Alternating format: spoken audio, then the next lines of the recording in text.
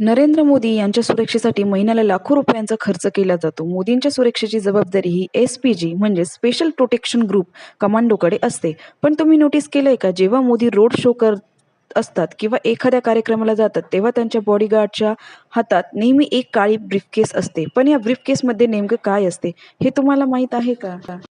तुम्ही म्हणाल की यामध्ये मोदींचे काही महत्त्वाचे आवश्यक कागदपत्रे असतील किंवा वस्तू असतील, पण खरे तर असे नाही. या ब्रीफकेसमध्ये काहीच नसते. ही एक बुलेट प्रूफ पट्टी असते.